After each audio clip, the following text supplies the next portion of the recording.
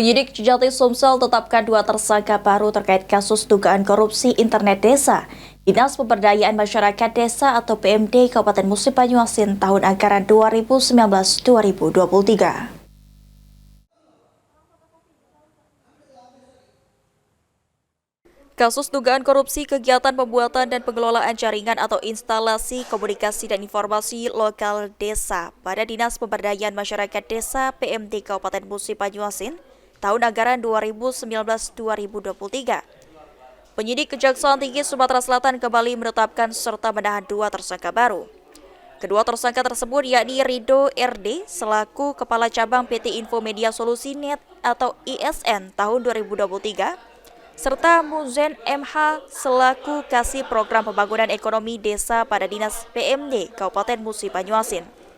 Asisten Bidang Tindak Pidana Khusus Kejati Sumsel Umar Yadi mengungkapkan, sebelumnya tersangka Rido RD dan Muzen MH telah diperiksa sebagai saksi, sedangkan berdasarkan hasil pemeriksaan telah cukup bukti bahwa bersangkutan terlibat dalam dugaan perkara korupsi internet Desa Dinas PMD Musi Banyuasin. Selanjutnya, kedua tersangka dilakukan penahanan selama 20 hari ke depan di Rutan Pak Jo Kelas 1 Palembang.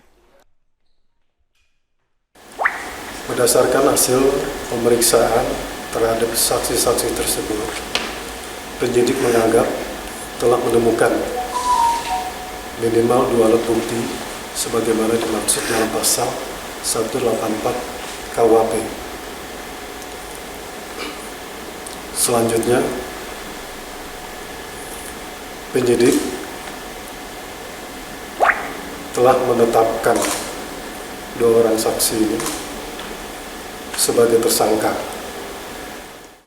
Adapun potensi kerugian negara dalam dugaan korupsi kegiatan pembuatan dan pengelolaan jaringan atau instalasi komunikasi dan informasi lokal desa pada Dinas Pemberdayaan Masyarakat Desa Kabupaten Musi Banyuasin senilai 25 miliar rupiah. Eki Saputra, PAL TV.